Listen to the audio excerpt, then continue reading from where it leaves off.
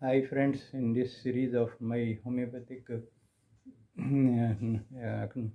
knowledge and homeopathic studies, I will speak on the medicines. You see, the homeopathic study is basically it's materia medica. Without materia medica, anatomy, physiology, and biochemistry, if you remove from medical study this homeopathic materia medica, there will not be a homeopathy, it will be some other pathy. तो इसलिए मैं इस series में जो Hahnemann जो aphorism sixth जो मैंने कहा था वो उसका जो हनीमैन का जो टीचिंग है, the teaching teaches us something about the disease. So that concept, based on that concept, I will further here tell you the ABCD of the homeopathy. Just like ABCD, we have nursery, just a child studies A for apple, B for boy.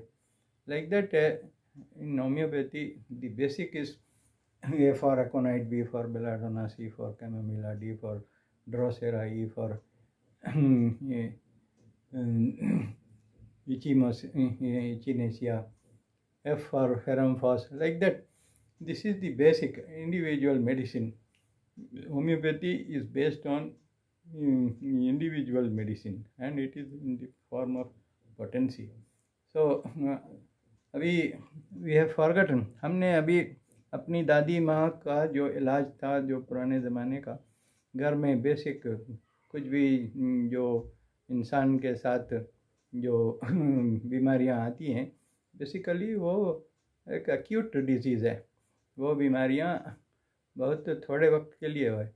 वो अगर you see the message, अगर उन बीमारियों को अगर हम ऐसे ही छोड़ दें, सर्दी खांसी ज़ुकाम, तो 7 दिन में वो ठीक हो जाएगा.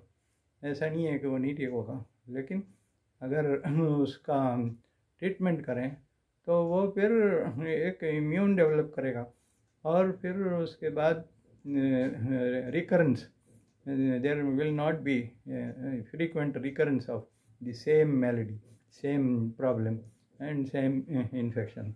तो इसके लिए होम्योपैथी में जो बेसिक दवाइयाँ हैं वो ज़्यादातर belladonna, rhus tox, arsenic album, ferrum phos और इपिकाक, इस तरह अगर हम घर में इन चीज़ों को, इन दवाइयों को 30 पोटेंसी या 200 पोटेंसी में अगर हम रख लें तो हमारे 60% हमारा घर का प्रॉब्लम सॉल्व हो सकता है.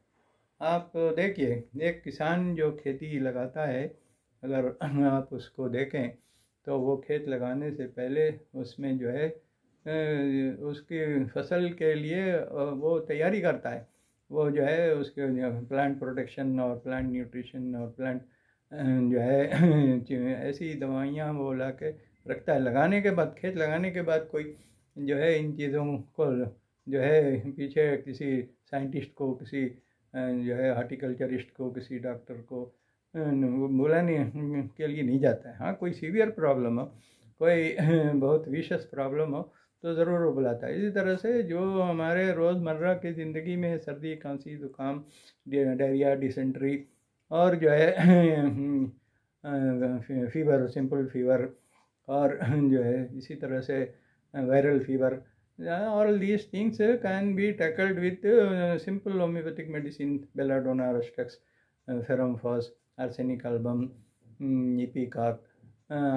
ये बेसिक 5 या 6 दवाइयाँ हैं जिससे आप अपने को प्रोटेक्शन दे सकते हैं, अपने घर वालों को भी प्रोटेक्शन दे सकते हैं. इस तरह से आपका जीना आसान होगा. वरना हर एलिमेंट के लिए, हर प्रॉब्लम के लिए, ये वायरल फीवर, ये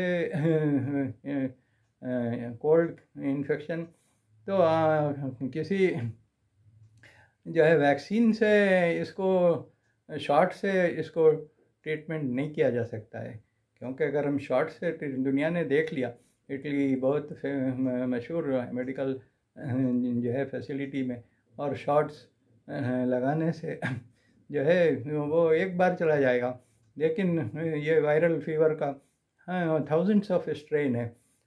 एक बार वो एंटीबायोटिक से ठीक हो जाएगा, दूसरी बार जब वो आएगा तो उससे भी ज़्यादा वो दूसरा स्ट्रेन होगा, म्यूटेशन। इसके अंदर म्यूटेशन का प्रॉब्लम है, बीमारियां जो है वायरस और बैक्टीरिया म्यूटेट कर जाते हैं, और फिर से वो वही दवा पुरानी जो है एंटीबायोटिक्स उस पर असर नहीं करेगी। ये दौर अभी इसी 6th जनरेशन एंटीबायोटिक्स का अभी इस्तेमाल किया जा रहा है। 7th जनरेशन एंटीबायोटिक्स दुनिया में वजूद में आया नहीं अभी। इसके बाद हाईएस्ट ऑफ द एंटीबायोटिक्स देख करके they are killing the people. इसके बाद उनके हमारे पास कोई रास्ता नहीं है। इसलिए the basic fundamental is to cure this ailment, acute disease with simple medicine. This is my message for today's.